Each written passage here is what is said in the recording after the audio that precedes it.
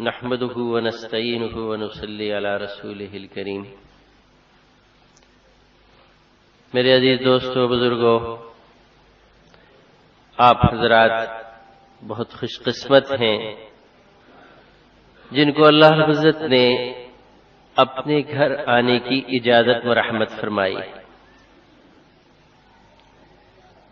یہ وہ جگہ ہے جہاں کوئی اپنی ذاتی کسی صلاحیت، قابلیت، عہدہ، منصب اور مال و دولت کی بنیاد پہ نہیں جایا کرتا۔ یہ وہ جگہ ہے، وہاں تو صرف وہی جاتا ہے جس کو مالک آنے کی اجازت دے دے۔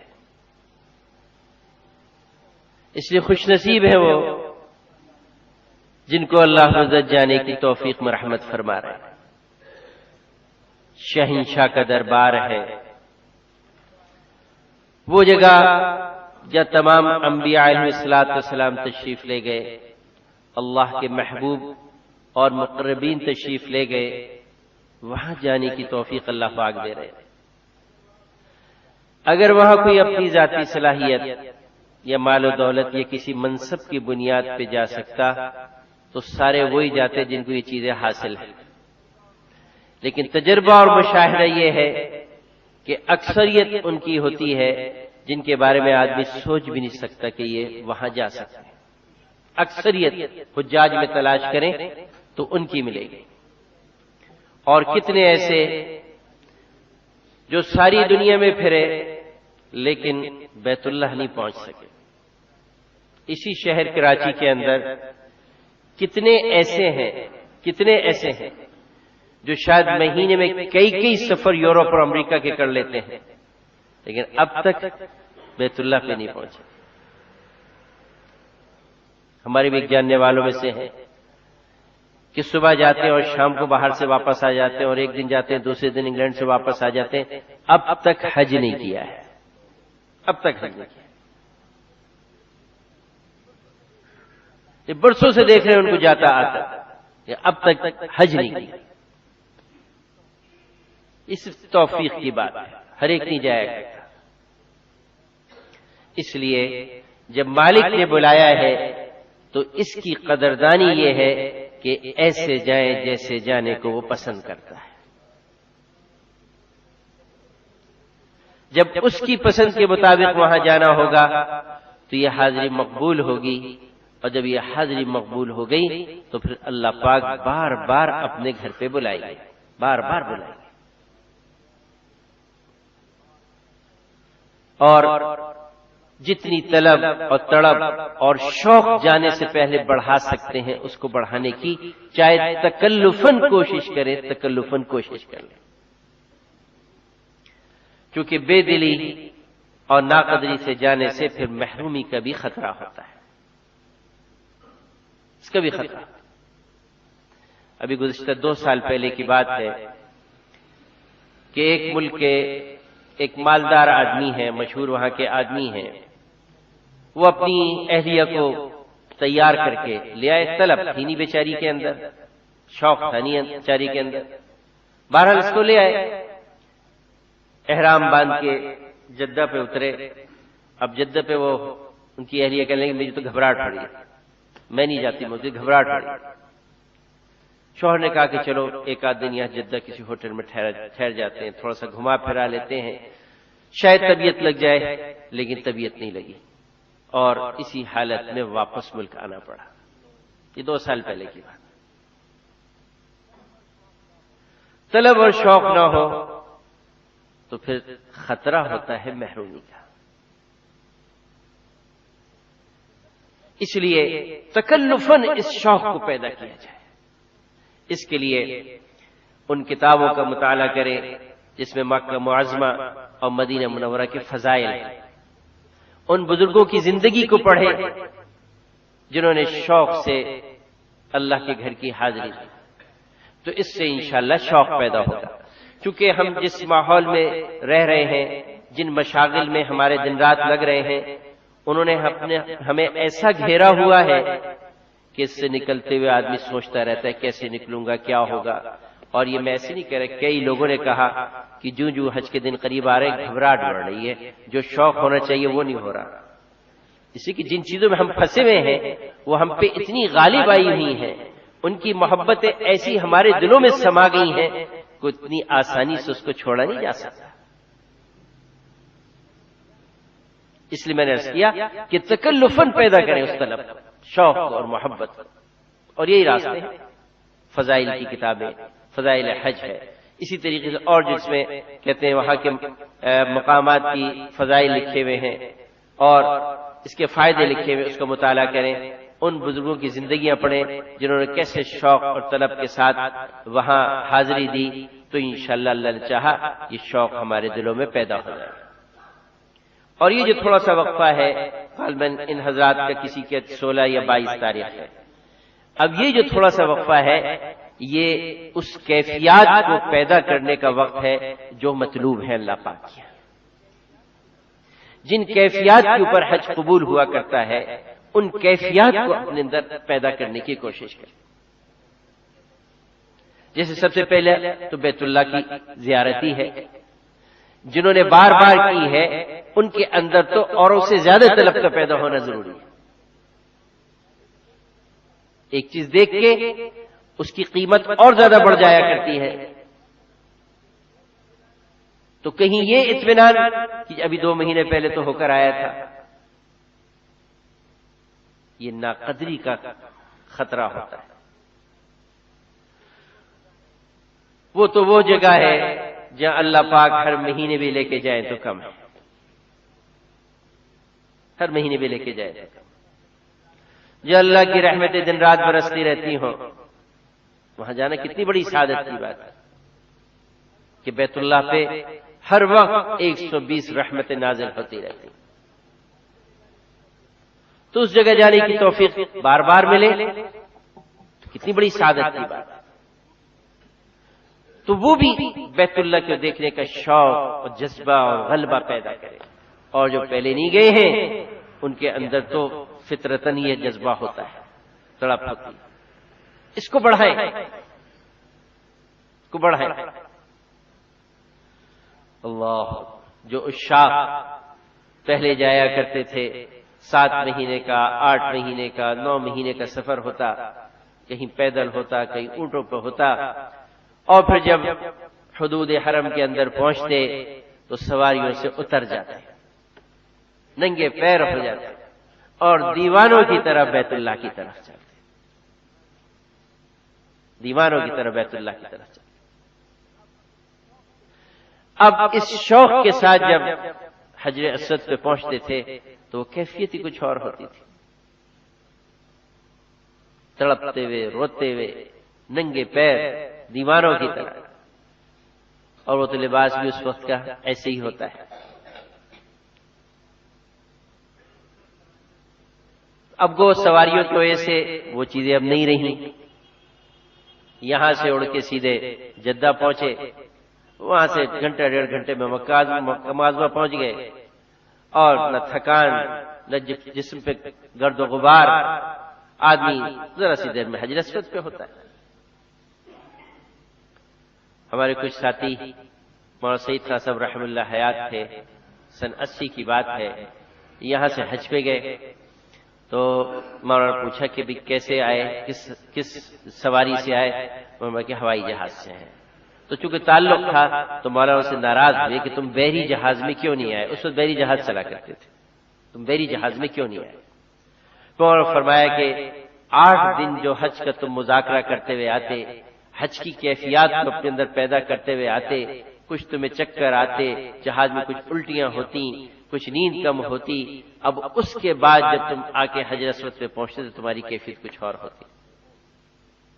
اب کہنے لگے تم دکانوں اور دفتر سے 3 گھنٹے پہلے اٹھے ہوگے، جلدی سے احرام باندھا ہوگا، بریف کیس ہاتھ میں لیا ہوگا، اب تم بیت اللہ پہ پہنچ گئے، تمہارے میں بیت اللہ کی کیفیت بنے گی کیسے؟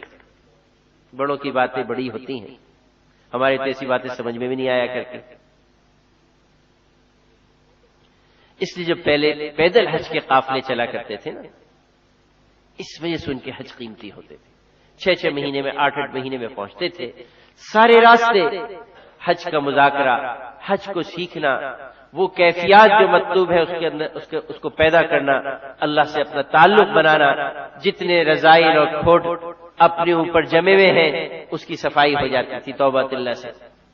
پھر اس کے بعد جو حاضری ہوتی تھی وہ عجیب ہوتی تھی. تو اب ہم مجبور ہیں، وہ راستے تو اختیار کر نہیں سکتے، اس لیے یہ جو 12-15 دن ہیں ہم اس کیفیت کو یہیں بنانے کی کوشش کر لیں جو سفروں میں ہوا کرتی تھی. کچھ وقت تو روزانہ فارغ کریں حج کی کیفیات کو بنانے کے لیے، جس میں کچھ مسائل کا مطالعہ، کچھ فضائل کا مطالعہ، کسی اللہ والے کی صحبت میں رہ کے کچھ حج کی باتوں کا پوچھ لینا، کچھ تھوڑا سا اس کا دن میں تذکرہ کر لینا. اتنا تو کر سکتے ہیں ہم سب، اتنی گنجائش تو ضرور نکالنی چاہیے کہ یہ معمولی حاضری نہیں ہے، یہ حاضری ہماری زندگی کا فیصلہ کرانے کے لیے ہوتی ہے. تو کچھ وقت روزانہ فارغ کریں اب سے لے کے 22 تاریخ یا 16 تاریخ تک. اب الٹا ہی رواج چل گیا ہے، بجائے جن چیزوں میں وقت لگانے کے وہ دعوتوں میں اور ضیافتوں میں اس میں وقت لگنے لگ گیا کہ حج سے پہلے کی دعوتیں. میں اس کو منع نہیں کر رہا، انکار نہیں کر رہا، ٹھیک ہے، اپنے اپنے گھر کے رواج ہے، لیکن جہاں وقت لگنا چاہیے تھا اس میں تو لگا نہیں، کسی اور چیز میں لگ گیا، اپنی ضیافت یا دوسروں کی ضیافت حج کی. اور یہ شیطان کے حربے ہوتے ہیں کہ اصل چیز سے ہٹا کے باقی چیزوں پہ ڈال دیتا، اصل سے ہٹا کے باقی پہ ڈال. تو ایک تو میری درخواست یہ تھی کہ اب سے لے کے جب تک روانگی کا وقت نہیں ہے اس وقت تک ہم اپنے آپ روزانہ کچھ تھوڑا سا وقت فارغ کریں، فضائل حج کی تعلیم کر لیں، اور اس طریقے سے مسائل کی جو کتابیں وہ دیکھ لیں، بزرگوں کے احوال کچھ پڑھ لیں جو حج کے بارے میں ان کے ہیں، اور ایسے لوگوں کی صحبت میں کچھ بیٹھ لیں جن کو اللہ پاک بار بار وہاں جانے کی توفیق عطا فرماتے ہیں. انشاءاللہ اس سے بھی فائدہ ہوگا اور وہ کیفیات بنے گی، وہ کیفیات بنے گی. اور خصوصاً آخری جو ایام ہوتے ہیں وہ تو ضرور اس کیفیات میں لگائیں، ورنہ جو ایک رواج ہے کہ اتنا تھکا دیتے ہیں رواج آخری دنوں میں اور آخری دن کی مشغولیت کہ جب آدمی تھکا ہوا 2 راتوں کی جگار، کہیں 1 رات کی جگار، کہیں 3 رات کی جگار، اب جب اس کیفیت میں جاتے ہیں تو نہ عمرہ صحیح طریقے سے ہو سکتا ہے نہ اور کوئی اعمال صحیح طریقے سے ہو سکتا ہے. 1 رات تو ویسی سفر میں چلی جاتی ہے، کسی وقت کی پرواز ہو، دن کی ہو رات کی ہو، وہ 1 رات تو جاتی ہے سفر میں. حجاج عمرے والوں کی بات الگ ہے، لیکن حجاج کی جو نظام بنا ہوا ہے کہ 10 گھنٹے پہلے یہاں جاؤ، 12 گھنٹے پہلے وہاں جاؤ اور 6 گھنٹے وہاں لگ جائیں، تو اس میں 1 رات تو ویسی چلی جاتی ہے. 1 رات کے پہلے جاگے ہوئے ہوتے ہیں گھروں میں. اب اس تھکان کے ساتھ جب جاتے ہیں تو جو کیفیت پہلی دفعہ کی حاضری ہونی چاہیے وہ نہیں بن پاتی. یا یہاں ہو یا مدینہ منورہ میں ہو، جہاں بھی ہو، یہاں ذرا زیادہ مشکل ہوتا ہے چونکہ یہاں عمرہ کرنا پڑتا ہے.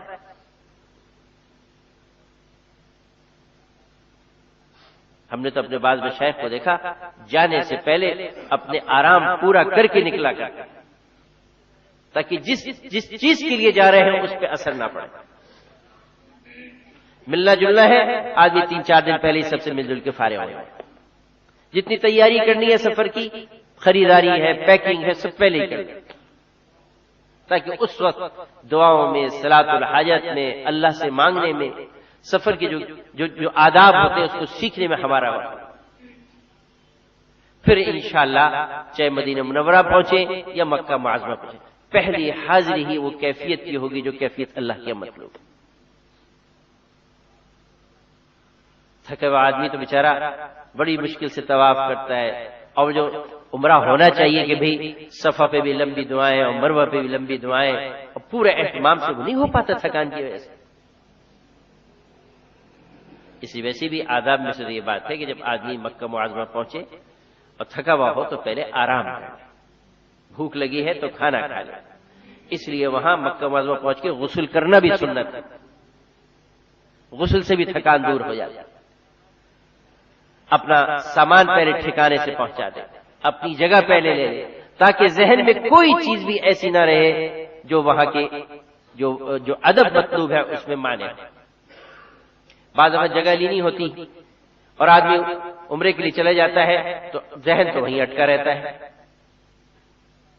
اپنا مکان لے لے، سامان ٹھکانے سے رکھ دے، بھوک لگی ہے کھانا کھا لے، اور نیند اگر ہے تو آرام کر لے، پھر آرام سے عمرہ کرے۔ ایسے مدینہ منورہ میں پہنچے، پہلے اپنا ٹھکانہ بنائے، سامان ٹھیک کرے اور غسل کرے، اچھے کپڑے پہنے، پھر مسجد نبوی میں پہنچے، چاہے اس میں تھوڑا سا انتظار کرنا، بشاشت کے ساتھ ہماری وہاں حاضری ہوئی، بشاشت کے ساتھ حاضری۔ اسی طریقے سے جو وہاں جانے کے بعد جن اعمال میں لگنا چاہیے اس اعمال کی مشق بھی یہاں سے شروع کریں۔ ابھی ہماری طبیعتوں کو زیادہ عبادت سے مناسبت نہیں ہوئی ہے، یہاں تو فرض نماز کے بعد 2 سنت بھاری ہوئی ہوتی ہیں، تو نوافل تو دور کی بات ہے، ابھی طبیعتوں کو مناسبت نہیں ہے عبادت سے۔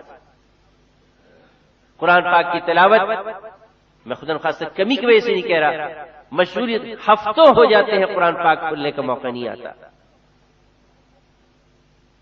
ابھی مناسبت نہیں ہو رہی۔ ایسی تسبیحات ہیں، تہجد ہے، اشراق ہے، چاشت ہے، اوابین ہے، اگر ابھی سے ان اعمال میں لگ جائیں گے تو ہماری طبیعتوں کو ان اعمال سے مناسبت ہو جائے گی، پھر انشاءاللہ وہاں جا کے ہمارا وقت حرم کے باہر نہیں گزرے گا۔ حرم کے وقت باہر اسی وقت گزرتے ہے جب اعمال سے مناسبت نہیں ہوتی، وہ تھوڑی دیر بیٹھ کے پھر طبیعت اچٹتی آتی، اور اچھتی ہوئی طبیعت کے ساتھ حرم میں آدمی کیسے بیٹھ سکتا ہے؟ تو میں کروں یہ مدت جو ہے یہ ان سب چیزوں کی مشق کی ہے، یہیں سے ہم کوشش کر دیں اللہ پاک ہمیں تہجد کا پابند بنا دے۔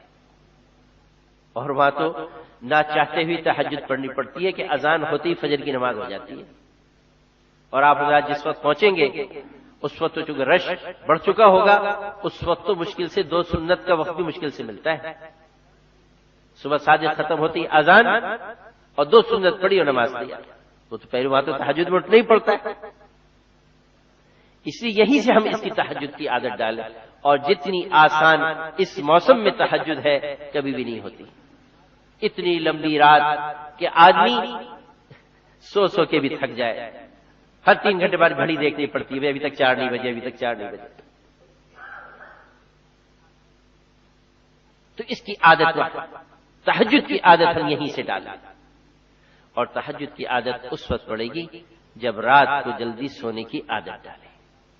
ہمارے لیے سب سے بڑی رکاوٹ تہجد کی رات کا تاخیر سے سونا ہے، تاخیر سے سونا۔ اس لیے حضور علیہ الصلوۃ والسلام اور صحابہ سے رات کو جاگنا کہیں ملتا نہیں ہے سوائے 1-2 جگہ روایت، کہیں نہیں ثابت ہے رات کا جاگنا۔ صحابہ کا آخری عمل وتر ہوا کرتا تھا،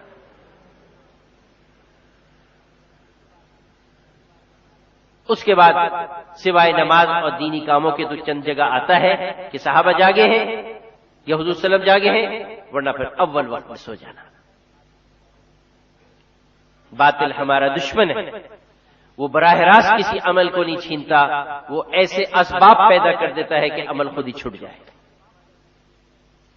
تو انہوں نے ہماری زندگیوں میں ایسے طریقے رائج کر دیے کہ اب ہم راتوں کو دیر تک جاگتے رہے۔ تہجد تو خیر بہت اللہ سب کو نصیب فرمائے، وہ تو فجر بھی پھر مشکل ہو جاتی ہے رات کو دیر سے سونے سے، تو اس کے لیے یہاں مشق کر لیں، یہاں مشق کر لیں۔ مسجد نبی علیہ الصلوۃ والسلام میں حرم شریف بھی عشاء کے آدھے پونے گھنٹے بعد بند ہو جاتا ہے،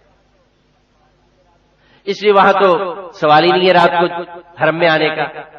اگر عادت پڑی ہوگی تو عشاء کے بعد جلدی سوئیں گے، ورنہ پھر جب عادت نہیں پڑی ہوتی ہے تو عشاء کی نماز پڑھ کے گھر جا کے پھر باہر سڑکوں پہ نکل آتے ہیں، کوئی آئس کریم کھانے جا رہا ہے، کوئی بوتل پینے جا رہا ہے، اور پھر وہ اثر اس کو تہجد پہ پڑتا ہے۔ 2:30-3 بجے حرم شریف کھل جاتا ہے، اگر عشاء کی نماز کے بعد اول وقت میں سو جاتے ہیں تو پھر 2:30-3 بجے ہم حرم میں جا سکتے ہیں، اور اس وقت یکسوئی ہوتی ہے، ریاض الجنہ بھی مل جاتا ہے، صلاۃ والسلام کا بھی موقع مل جاتا ہے، اور سکون سے آدمی پرانے حرم کے اندر نماز پڑھ سکتا ہے۔ کیونکہ جس زمانے میں آپ جائیں گے وہ پرانے حرم کے باہر قناتیں لگا کے راستہ روک دیا جاتا ہے، جو اس دفعہ ایک دفعہ چلا گیا اندر چلا گیا، اب اشراق تک اندر جانے کا راستہ نہیں ہوتا۔ جو پرانا حرم ہے. نیا حرم کھلا ہوتا ہے. جب رش بڑھ جاتا ہے تو پھر وہ قناتیں لگا کے بند کر دیتے ہیں. بس نماز سے پہلے جو پہنچ گیا پہنچ گیا. تو یہاں سے اس کی عادت ڈالے رات کو جلدی سونے کی. اس کی وجہ سے اس امت کا بہت بڑا نقصان ہو رہا ہے راتوں کو دیر تک جاگنے سے. بہت بڑا نقصان. مولانا سید خان صاحب رحم اللہ فرمایا کرتے تھے کہ ایک روایت میں آتا ہے کھانے کو گلاؤ نماز اور ذکر سے. معرفت سے مراد ہے عشاء سے پہلے کھانا کھانا. مولانا سید خان صاحب رحم اللہ اکثر فرماتے ہیں کہ کھانے کو گلاؤ نماز اور ذکر سے. ایک روایت میں آتا ہے اس سے مراد ہے عشاء سے پہلے کھانا. جو عشاء سے پہلے کھانا کھا لے گا وہ تو جلدی سوئے گا. اور ساتھ دوسری بات یہ بھی روایت سناتے تھے کہ جو کھاتے ہی سو جاتا ہے اس کا دل سخت ہو جاتا ہے. پھر اس کی دعاؤں میں نہ رقت آئے گی نہ اس پہ دعاؤں کی کیفیت بنے گی. باطل نے یوں گھما کے ہماری مایا کو لوٹا ہے. اب ہماری ضیافتیں رات 11-12 بجے سے پہلے شروع نہیں ہوتی تو کہاں سے جلدی سوئیں گے. اور پھر 12 بجے کھانا کھانے کے بعد تو آدمی 1 بجے سوئے گا اور کیا کرے گا. اس عادت کو یہاں چھوڑائیں ابھی سے. اس عادت کو یہاں چھوڑائیں. پھر انشاءاللہ مدینہ منورہ میں 2:30-3 بجے حرم شریف میں پہنچنا آسان ہو جائے گا اور بہت سارے اعمال ہمارے محفوظ ہو جائیں گے اور بہت ساری نقصانات سے ہم بچ سکتے ہیں. رات کی جگار نقصانات کا ذریعہ ہوا کرتی. ساری غلط چیزیں رات میں ہی وجود میں آتی ہیں. اور اگر یہاں مشنے کی تو وہاں بھی رات کو 1:30 بجے 1 بجے کے بازار چمکتے رہتے ہیں. اور مکہ معظمہ میں تو ویسے ہی پھرنا صحیح نہیں ہے. مولانا سید خان صاحب رحمۃ اللہ فرماتے تھے کہ مکہ معظمہ میں ٹہلنا مکروہ ہے. اگر ٹہلے تو طواف کرو. مولانا چونکہ آخر میں معذور ہو گئے تھے اور وضو ٹھہرتا نہیں تھا اور صحت کی وجہ سے کچھ ٹہلنے کی بھی ضرورت محسوس ہوتی تھی تو گاڑی میں بیٹھ کے حدود حرم سے باہر عرفات جاتے تھے. وہاں ٹہل کے پھر واپس آتے تھے.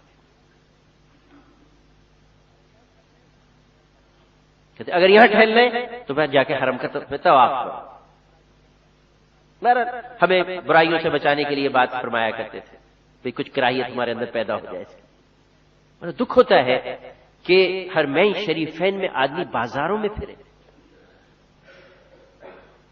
آدمی فرشتہ تو نہیں ہے, نہ عورتیں نہ مرد. نگاہ غلط استعمال ہو سکتی ہے, دل مختلف چیزوں میں پھنس سکتا ہے, آدمی کئی غلط چیزوں میں ملوث ہو جاتا ہے بازاروں میں جا کے.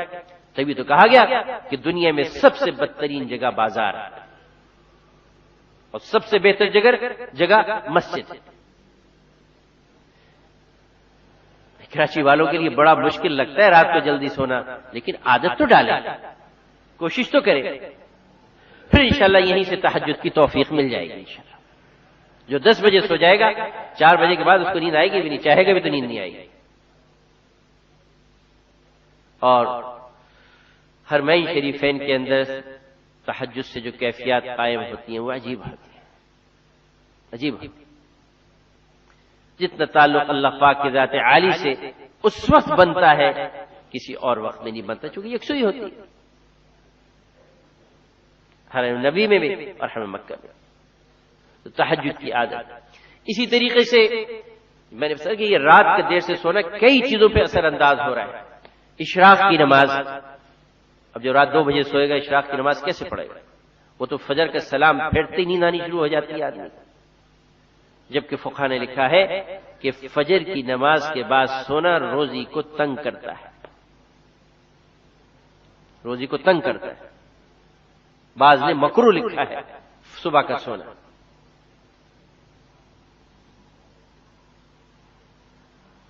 یہاں تک علماء نے کہا اگر کسی کو کوئی مجبوری ہے تو پھر وہ طلوع آفتاب کے بعد لیٹ جایا کرے.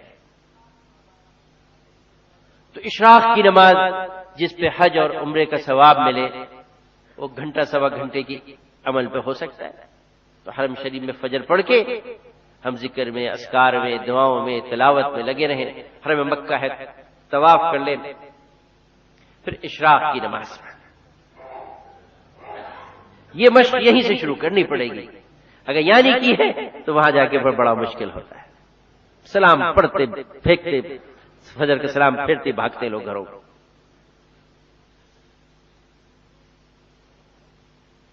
تو یہ مدت کو ہم مشق کی مدت سمجھیں، اس کی عادت یہیں سے ڈالیں. ایسی اللہ توفیق دے. چاش اپنے کاموں پہ جانے سے پہلے ہم کراچی والی 10:30 10:30 11 بجے شغل پہ جاتے، اس سے پہلے آدمی غسل تو کرتا ہے، وضو ساتھ کر لے اور چاش کی نماز پڑھتے جائیں. پھر انشاءاللہ وہاں بھی آرام کرنے کے بعد حرم جانے سے پہلے چاش کی نماز پڑھنے کا موقع مل جاتا ہے. عادت چونکہ پڑی ہوئی ہوتی ہے، ورنہ وہاں چاش کا خیال ہی نہیں آتا ہے کہ چاش کی نماز بھی کوئی نماز ہوتی ہے. ایسے مغرب کے بعد اوابین کی عادت ڈال لیں یہیں سے. کتنی دیر؟ تھوڑی سی دیر تو لگتی ہے. یہاں مختصر پڑھ لیں، وہاں طویل نمازیں پڑھیں. طویل اوابین کے پھر پڑھ لیں. وہاں کوئی کام کاج تو ہے نہیں، نہ دکان جانا ہے نہ گھر جانا ہے، اور اکثریت وہ وقت حرم کے اندر ہی گزارتی ہے. اگر یہ عادت ڈلی ہوئی ہے تو پھر لمبی لمبی ہم نفلیں وہاں پڑھ سکتے ہیں. جو حفاظ ہیں کئی سپارے ان نفلوں میں پڑھ سکتے ہیں اگر مناسبت ہوگی. مناسبت نہیں ہو تو آدمی مختصر پڑھ کے پھر باتوں میں لگ جاتا ہے. تو عبادات سے مناسبت یہیں سے پیدا کرنے چاہیے. اس طریقے ذکر اور تلاوت کی عادت بھی یہیں سے ڈالیں کہ روزانہ چاہے تھوڑا سا یا قرآن شریف پڑھ لیں لیکن پڑھ لیں. ویسے بھی حضور علیہ الصلوۃ والسلام کی امتی کے شان کے خلاف یہ بات لگتی ہے کہ اس پہ کوئی دن گزر جائے اور اس نے قرآن نہ پڑھا. کیونکہ خود حضور علیہ الصلوۃ والسلام کو قرآن کی تلاوت کا بہت اہتمام ہے. آپ علیہ الصلوۃ والسلام کی عادت شریفہ تھی کہ آپ رات کو عشاء کے بعد سب اپنے معمولات سے فارغ ہو کے مسجد نبی علیہ الصلوۃ والسلام میں تشریف لاتے. اور انشاءاللہ آپ حضرات تشریف لے جا رہے ہیں. آپ دیکھیں گے ریاض الجنہ میں جالی مبارک کے ساتھ ایک ستون ہے، اس پہ استوان وفود لکھا ہوا ہے. وہ وفد وہاں آ کے بیٹھا کرتے تھے اور آپ علیہ الصلوۃ والسلام حجرہ مبارک سے تشریف لاتے اور وہاں بیٹھ کے ان کو دین سکھاتے، دین کی تعلیم دیتے. ایک وقت آپ کا مقرر تھا، اس وقت میں تشریف لاتے. ایک دن آپ کو آنے میں وقت مقرر سے تھوڑی سی تاخیر ہو گئی. تو صحابہ نے پوچھا کہ یا رسول اللہ آج آپ کو آنے میں تاخیر ہو گئی. تو آپ نے ارشاد فرمایا جس کا مفہوم کچھ یہ ہے کہ میں نے جو قرآن کی تلاوت کی مقدار مقرر کی ہوئی ہے وہ پوری نہیں ہوئی تھی، اور اس کو پورا کیے بغیر کسی کام کو میں اس پہ ترجیح نہیں دے سکتا تھا. یعنی ایک طرف اپنی ذاتی تلاوت ہے، دوسری طرف دین سکھانے کا کام ہے، اور آپ امت کو سبق دینے کے لیے سکھا رہے ہیں کہ میں اس تلاوت کے اوپر کسی کام کو ترجیح نہیں دے سکتا تھا. تو پھر ہمارے لیے کہاں گنجائش نکلتی ہے کہ ہم تلاوت کے اوپر دکان کو ترجیح دے دیں اور دفتر کو ترجیح دے دیں اور گھر کو ترجیح دے دیں. تو یہی سے اس کی عادت ڈال لیں کہ روزانہ تھوڑا سا قرآن پاک پڑھ لیا کریں، چاہے پاؤ سے پارہ ہی پڑھیں. پھر وہاں جا کے اللہ پاک سے دعا مانگے کہ اللہ ہمیں زیادہ سے زیادہ پڑھنے کی توفیق دے. کم از کم مکہ مدینہ منورہ کے قیام میں ایک قرآن پاک ختم ہو جائے. اللہ توفیق دے مکہ معظمہ کے قیام میں ایک قرآن پاک ختم ہو جائے. پھر انشاءاللہ طبیعت اکتائے گی نہیں، تلاوت سے دل لگ جائے گا انشاءاللہ. ایسی تسبیحات کی یہیں سے عادت ڈال لی جائے کہ صبح شام کم از کم 100 کلمہ درود شریف استغفار کی 2 تسبیح تو دن میں ہو جائے کم از کم صبح شام. اور اللہ توفیق دے تو یہیں سے اس کی عادت ڈالنے کے چلتے وقت تک اس سے پہلے چلتے پھرتے ہم درود شریف پڑھنے کی عادت ڈالیں کہ مدینہ منورہ کا سب سے اونچا عمل درود شریف ہے. وہاں کے قیام میں سب سے زیادہ ہماری مشغولیت درود شریف پہ ہونی چاہیے. اگر یہاں عادت پڑ گئی کہ چلتے پھرتے کام کاج کرتے ہوئے زبان پہ درود شریف ہو، پھر انشاءاللہ وہاں بھی اس کی عادت پڑی ہوئی. استسویم کلمہ، اللہ کی تعریف، اللہ کی عظمت، اللہ کی بڑائی، اللہ کے غیر کی نفی، اللہ ہی سے ہونے کا اقرار، یہ کیفیات نہیں سے پیدا. یہاں سب سے زیادہ محنت اسی پہ ہوئی. حضور علیہ الصلوۃ والسلام کے نبوت کی 23 سالہ زندگی میں جو زیادہ وقت خرچ ہوا ہے وہ تو اللہ کے تعلق کو پیدا کرانے پہ خرچ ہوا کہ اللہ کا غیر دل سے نکلے اور اللہ پاک کے ذات عالی کے یقین دل میں آ جائے. دل کے کونے کاچھے سے بھی اللہ کا غیر نکل جائے. نبوت کا اکثر وقت تو اس پہ لگا ہے، برسوں اس پہ خرچ ہوئے کہ اللہ کے غیر کو دل سے نکالا جائے. ہم بیت اللہ پہ جا رہے ہیں، مشق کر کے جائے کہ اللہ کے غیر ہمارے دل سے نکل جائے، ہماری طبیعت کسی سے متاثر نہ ہو سوائے اللہ حضرت کی ذات عالی کے. یہ مشق کرنی پڑتی کیونکہ اللہ کا غیر چیونٹی سے بھی زیادہ آہستہ دل کے اندر آتا ہے، چیونٹی سے بھی زیادہ آتا ہے. حضرت ابو صدیق رضی اللہ عنہ کی روایت ہے کہ آپ نے ارشاد فرمایا کہ حضور صلی اللہ علیہ وسلم نے ارشاد فرمایا کہ اللہ کا غیر جو ہے یہ چیونٹی سے بھی زیادہ آہستہ دل میں آتا ہے.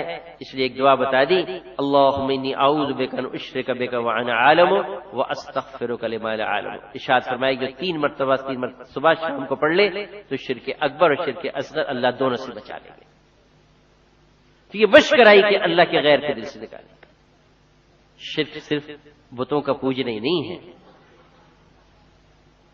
جو حق اللہ پاک کے ذات عالی کا ہے وہ حق کسی اور کو دے دیتے، یہ بھی تو شرک ہے. جتنی محبت اللہ پاک کے ذات عالی کے ساتھ کرنی چاہیے اتنی محبت کسی اور کے ساتھ کر لیں تو اللہ کے ساتھ شرک نہیں ہے. حضرت شیخ عبد القادر جیلانی رحمۃ اللہ علیہ کے پاس ایک عورت آئی اور انہوں نے کہا کہ حضرت اگر اللہ پاک نے پردے کا حکم نہ دیا ہوتا تو میں چہرے سے نقاب اٹھا کے آپ کو دکھاتی کہ میں کتنی حسین و جمیل ہوں، لیکن اس کے باوجود میرا شوہر دوسری شادی کرنا چاہتا ہے. تو شیخ کو ایک غشی سی آئی. جب تب یہ سنبھلی تو کہا کہ دیکھو یہ عورت مخلوق ہے، یہ اپنی محبت میں شرک برداشت نہیں کرتی تو وہ خالق اپنی محبت میں شرک کیسے برداشت کرے گا. تو جتنے اللہ کے غیر کی محبت ہمارے دلوں میں ہے اس کی یہاں سے صفائی کر کے جائے.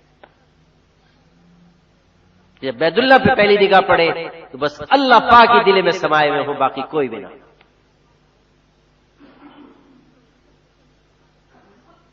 تو سوئم کلمے سے استظہار کے ساتھ کہ پاک ہے اللہ پاک کے ذات عالی، کوئی کھوٹ نہیں اس کے اندر، اور جی لگانے کے قابل کوئی ذات نہیں سوائے ایک اللہ حضرت. اس کیفیت کے ساتھ سوئم کلمہ پڑھنے کی مشق یہیں سے، اور جہاں جہاں دل اٹکا ہوا ہے اللہ کے غیر سے وہاں سے اس کو نکالنے کی کوشش کریں.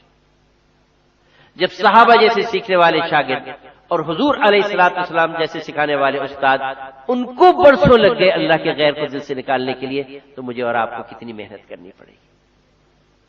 آج تو ہم اللہ کے غیر میں ایسے پھنسے ہوئے کہ پتہ بھی نہیں چلتا کہ یہ اللہ کا غیر ہے. اس کی مشق کوشش اور گناہوں پہ ندامت و شرمندگی کے ساتھ یہیں سے ہم معافی مانگتے ہوئے اللہ کے دربار میں پہنچے. اور کیا ہی اچھا ہو کہ یہاں رو دھو کے سب صفائی کروا لیں،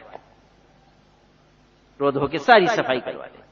اور اللہ حضرت تو ایسے معاف کرنے والے ہیں تو یوں فرماتے کہ اگر کوئی بندہ اتنے بھی گناہ لے کر آئے کہ جس سے ساری زمین بھر جائے اور ایک دفعہ مجھ سے معافی مانگ لے تب بھی میں اس کے سب گناہوں کو معاف کر دوں. تو ایسے معاف کرنے والے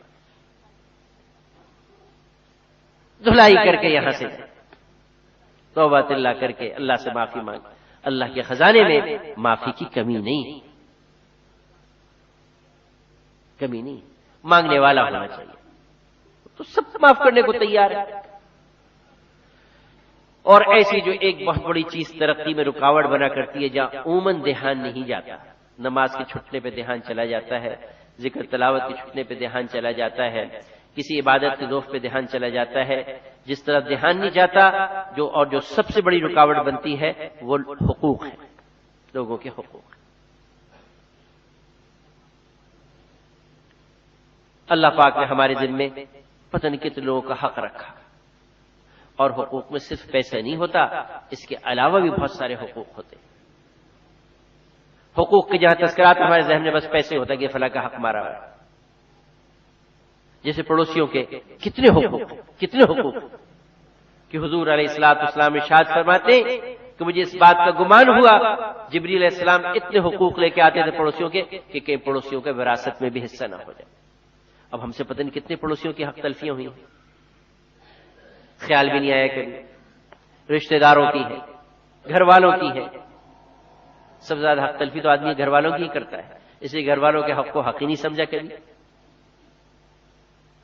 کبھی ان کے حق کو حق ہی نہیں سمجھا، اس لیے حق تلفیاں ہوتی رہتی ہیں۔ جن جن کے حقوق ہمارے ذمے تھے ہم سوچیں کہ کسی کی حق تلفی تو نہیں ہوئی، کیونکہ سب سے بڑی ترقی انسانیت کی جو ہے وہ حق تلفی کی وجہ سے جہاں خیال نہیں آتا، اور جو خیال آتے رہے ان سے یہاں معافی مانگتے رہے۔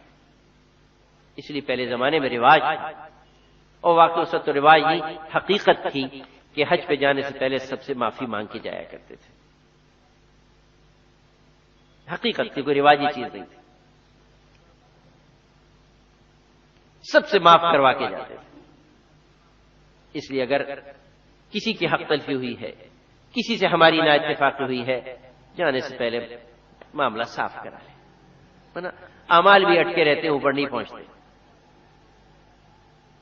قبولیت والی گھڑیوں میں بھی اللہ پاک ملائکہ سے کہتے ہیں ان کی دعاؤں کو یہیں روکے رکھو جب تک کہ آپس میں صلح نہ کر لیں، دعاؤں کو ان کے نیچے روکے رکھو، اوپر آنے مت دو جب تک کہ یہ آپس میں اپنا معاملہ صاف نہ کر لیں، قبولیت کی گھڑیوں میں۔ تو ہم تو ایسے مقام پہ جا رہے ہیں جہاں دعائیں قبول ہوتی ہیں۔ بیت اللہ کے حرم شریف کے اندر 15 مقامات ایسے ہیں جہاں دعا قبول ہوتی ہے۔ ملتزم جیسی چیز جہاں کے بارے میں یقین ہے کہ کبھی دعا رد نہیں ہوتی، لیکن حق تلفی کی ہے تو وہاں بھی دعا رکی رہتی۔ اتنی زبردست قبولیت کی جگہوں پہ جائیں اور خدا نخواستہ کوئی ذرا سی غفلت وہاں دعاؤں کی قبولیت میں رکاوٹ بن جائے، کیونکہ اللہ پاک اپنے حقوق کو تو معاف کر دیں گے، اپنے بندوں کے حقوق کو نہیں معاف کریں گے، وہ توبۃ اللہ سے نہیں معاف ہوگا۔ اس لیے اب یہاں بیٹھ کے تنہائیوں میں بیٹھ کے ہم سوچیں کہ کسی کی حق تلفی تو نہیں ہم سے۔ ایک صاحب ایک بزرگ کے پاس گئے اور جا کے کہا کہ جی فلاں جگہ میں نے ایک گودام خریدا تھا، اب اس کو بیچنا چاہتا ہوں، نہ بکتا ہے نہ کرائے پہ جاتا ہے۔ انہوں نے کچھ پڑھنے پڑھانے کو بتا دیا۔ وہ واپس آئے کہ جی اب بھی یہی کیفیت ہے، پریشانی ہے اور یہ دشواریاں یہ دشواریاں یہ دشواریاں۔ تو انہوں نے کہا کہ تم کتنے بھائی ہو؟ کہ 3 مشترک کاروبار۔ جی کہ تینوں مل کے بیٹھو، سوچو کسی کی حق تلفی ہوئی ہے۔ جی ہم تو بہت اس کا خیال کرتے ہیں، دھیان کرتے ہیں، لیکن کبھی ایسا نہیں ہوا۔ اور کہ نہیں ایسے نہیں، تینوں مل کے بیٹھو اور سوچو۔ سوچتے سوچتے تیسرے دن خیال آیا کہ اس کی خریداری میں کہ جو وکیلوں سے جو معاملہ پڑتا ہے وہاں کی کسی کے 10,000 روپے دینے رہ گئے تھے، وہ کہ حساب کتاب میں نکل آیا۔ انہوں نے کہا کہ پھر آئے کہ یہ انہوں نے جا کے ادا کرو۔ ادا کیے، چند دن بعد آگے بتایا گودام اچھے پیسوں میں بک گیا۔ خود کو نہیں پتا ہوتا اور بعد دفعہ رکاوٹیں آ جاتی۔ ہمارے ایک بزرگ تھے سید رضی الدین صاحب رحم اللہ، ان کی خدمت میں کراچی کے ایک بہت بڑے تاجر ہیں، اچھا لمبا چوڑا کاروبار۔ وہ آئے ایک زمانے میں کہ جی حضرت حالات بگڑ گئے ہیں، فلاں مل بند ہو گیا اور فلاں کارخانہ بند ہو گیا اور اتنا قرضہ ہو گیا اور یہ ہے۔ حضرت نے کچھ دعائیں بتا دی۔ کچھ دن بعد آئے کہ جی تو کوئی فرق نہیں، اور دعائیں بتا دی۔ اس کے بعد پھر آئے ایک مرتبہ، صبح کا وقت تھا، وہ صاحب بیٹھے ہوئے تھے، جو انہوں نے کہا تو حضرت نے سننے کے بعد ایک بالکل غیر متعلق سا سوال پوچھا۔ میں بھی حیران کہ کوئی تجارت کا اصول، کوئی ضابطہ پوچھتے۔ حضرت پوچھے یہ بتاؤ تمہاری والدہ تم سے راضی ہیں یا ناراض ہے؟ اب وہ شرم کے مارے گردن نیچی، مجھے نہیں بتاؤ کیا بات ہے؟ یہ والدہ تو ناراض ہے اتنے دن سے۔ حضرت فوراً اٹھو اٹھو اٹھو، جاؤ جا کے پہلے ماں کے پیر پکڑو، راضی کرو اس کو، راضی کے بغیر نہ تمہاری کوئی دعا قبول ہوگی نہ وظیفہ چلے گا۔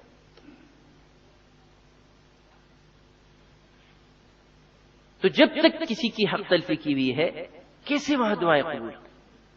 اس لیے جانے سے پہلے ان چیزوں کو ہم یہی صاف کر دیں، اور ہم اس کو ناک کا مسئلہ نہ بنائیں کہ جی کیسے جھکو۔ آج سب سے بڑی رکاوٹ یہ بنی ہوئی ہے، اور اس پہ شیطان اندر ہی آدمی کا حوصلہ بڑھاتا ہے کہ غلطی تو اس کی ہے، غلطی تو اس کی ہے۔ غلطی اس کی ہو تبھی تو معافی مانگنے پہ اجر و ثواب ہے، اپنی تھی پھر تو مانگنی ہی پڑتی۔ اور میں اور آپ کیا ہیں، اور کیا میری آپ کی عزت، اور کیا میری آپ کی حیثیت، کیا میری اور آپ کی ناک جناب نبی پاک صلی اللہ علیہ وسلم جو کائنات کے سب سے عظیم، وہ ایک مرتبہ بھرے مجمع میں تشریف لائے صحابہ کے اور کہا کہ آج میں تم سے یہ بات کہتا ہوں کہ اگر مجھ سے کسی کے بارے میں کوئی زیادتی ہوئی ہو، کسی کو میں نے برا بھلا کہہ دیا ہو، کسی پہ سختی کی ہو یا کوئی کسی پہ زیادتی کی ہو تو آج وہ مجھے معاف کر دے یا اپنا بدلہ لے لے۔ حضور علیہ الصلوۃ والسلام فرمایا، اور آپ اپنے اس کہنے میں کوئی تصنع نہیں اختیار کر رہے تھے۔ اب تو بعض دفعہ ہم کہتے بھی ہیں تو تصنع کے طور پہ کہتے ہیں، کوئی اس پہ تصنع نہیں تھی، حقیقت تھی جس کا ثبوت اس اگلی بات سے ملتا ہے۔ کچھ بھرے مجمع میں ایک صحابی کھڑے ہو گئے کہ یا رسول اللہ، آپ نے ایک مرتبہ میری پٹائی کی تھی، میں اپنا بدلہ لوں گا، قربان جائیں آپ کے۔ آپ نے کہا آ جاؤ، بھرے مجمع میں کہہ رہے آ جاؤ بدلہ لیں۔ وہ مجمع کو چیرتے ہوئے آگے آئے اور آ کے کہا کہ یا رسول اللہ، جس وقت آپ نے مجھے مارا تھا اس وقت میری کمر ننگی تھی، کرتا نہیں تھا، اور آپ کے جسم مبارک پہ کرتا ہے، اگر میں بدلہ لوں گا تو انصاف نہیں ہوگا، لہذا اپنا کرتا بھی اتاریے۔ انصاف کے دعوے والے یہ دیکھیں یہ انصاف کس کا ہوتا ہے۔ آپ علیہ الصلوۃ والسلام کے قربان جائیں، آپ نے اپنا کرتا مبارک اتار دیا کہ بدلہ لے لو۔ جس کو آخرت کی فکر ہوگی کہ وہاں جواب دینا ہے، وہ ان چھوٹی چھوٹی چیزوں سے گھبرایا نہیں کرتا کہ خاندان میں میری کیا بات رہ جائے گی اور معاشرے میں کیا میری بات رہ جائے گی، اگر جھک گیا تو۔ آج کا جھکنا بڑا آسان ہے، کل بڑا سخت معاملہ ہو۔ تو آپ نے کہا آج کرتا مبارک اتار دیا، وہ لپک کے آگے بڑھے اور آپ کے کمر مبارک پہ جو مہر نبوت تھی اس کا بوسہ لے لیا کہ رسول ساری گستاخی میں نے اس بوسہ لینے کے لیے کی تھی۔ آپ نے تو پیش کر دی اپنی طرف سے معافی کو۔ یہ حج کی قبولیت میں بہت بڑی رکاوٹ بنتی ہے اگر یہاں کسی سے قطع تعلق ہے یا کسی کے حق تلفی کی، اور شیطان سب سے زیادہ اسی سے روکتا ہے۔ بعض کہتے ہیں جی آپ کو پتہ نہیں ہے، اگر آج معاف کر دیا یہ کل پھر یہی کریں گے، پھر کل کریں گے پھر معاف کر دیں، کیا بات ہے، پھر کریں گے پھر معاف کر دیں گے۔ معاف کرنا تو اللہ پاک کی صفت ہے، اللہ کو پسند ہے، اس لیے اس مسئلے کو بھی یہی صاف کر کے جانا چاہیے۔ یہ جانے سے پہلے ان سب چیزوں کو کر لیں گے، پھر انشاءاللہ حج تو آدمی کو کہیں سے کہیں پہنچاتا ہے، پھر حاجی بن کر آتا ہے۔ ایسا بنا ہوا کہ پھر دنیا نے ایسا بنا ہوا انسان نہ دیکھا ہو۔ اس لیے پہلے جو جاتے تھے ان سب کیفیات کی مشق کرتے ہوئے جاتے تھے، پھر جب وہ واپس آتے تھے تو غیر مسلم کا بھی یقین تھا کہ حاجی جھوٹ نہیں بولتا، غیر مسلم کا بھی یقین تھا، غیر مسلم کا بھی یقین تھا کہ حاجی دھوکہ نہیں دیتا۔ ہندوؤں کا، کیونکہ ہم لوگوں کا واسطہ ہندوستان سے رہا، ہندوؤں کا پکا یقین تھا، اور ابھی تک ہندوستان میں ہندوؤں کا یہ عقیدہ ہے۔ ابھی چند سال پہلے حضرت جی رحم اللہ کے وصال پہ جب نظام الدین جانا ہوا تھا تو میں ایک مقامی ساتھی کے ساتھ گاڑی میں کہیں جا رہا تھا، اور وہ مقامی ساتھی بھی نئے تھے، ان کو راستے پتہ نہیں، وہ غلطی سے فوجی چھاونی میں چلے گئے، وہ سڑک اس طرف جا رہی تھی، وہ فوجیوں نے روک لیا۔ اب ظاہر ہے کہ فوجی چھاونی میں جانا جرم ہے۔ اب میں پریشان اس پہ تھا کہ ایک تو میں پاکستانی، دوسرے اس جگہ پہ آ گیا، تو انہوں نے کچھ کاغذات مانگے تو لکھا اس کے پاس کاغذات بھی گاڑی کے پورے نہیں، تو تھوڑا سا انہوں نے جو لہجہ اختیار کیا اپنا جو ہونا چاہیے، اچانک اس کے پیچھے نگاہ پڑی، میں سیٹ پہ بیٹھا تھا تو اس نے جھک کے دیکھا کہ یہ حاجی صاحب ہے، یہ حاجی صاحب ہے، اور جھوٹ بھی ہم سیدھے حج سے ہی وہاں پہنچے تھے، حج کے بعد اردن پہنچے، اردن میں اطلاع میری حضرت کے انتقال کے سیدھے وہاں گئے تھے، یہ حاجی صاحب ہے، اس نے ہاتھ جوڑے، ہندو نے کہا حاجی صاحب میرے لیے دعا کیجیے، جائیے جائیے چلیے۔ ابھی تک ہندوؤں کا یہ عقیدہ ہے، اس لیے کہ حاجی پہلے سے ان صفات کو پیدا کر کے جاتے تھے، جب واپس آتے تھے تو نکھرے ہوئے بنے ہوئے ہوتے تھے، ان کی شکل و صورتوں سے نور ٹپکتا تھا۔ آج بھی اللہ پاک وہ کیفیات پیدا کرنے والے ہیں، اللہ پاک آج بھی وہی ہے جو پہلے ہے۔ ہم بھی اگر ایسی مشق کر لیں تو انشاءاللہ یہ حج ہماری نجات کا ذریعہ بنے گا، اور دنیا کی جو زندگی ہے وہ ترقی کا ذریعہ بنے گا۔ یہ چند چیزیں تو حج سے پہلے کی عرض کرنی تھی۔ باقی درخواست یہ ہے کہ بڑی مشکل سے آدمی گھر کو چھوڑتا ہے، کاروبار کو چھوڑتا ہے، گھر والوں کو چھوڑتا ہے، مستورات جو جاری ہیں بچوں کو چھوڑ کے جاتی ہیں، یہ ساری قربانیاں دیتی ہیں وہاں کے حرم شریف کے لیے اور حج کے جو ایام ہیں اس کے لیے۔ اب وہاں جا کے ہمارا سارا وقت انہی چیزوں میں لگے، انہی چیزوں میں کوشش کریں کہ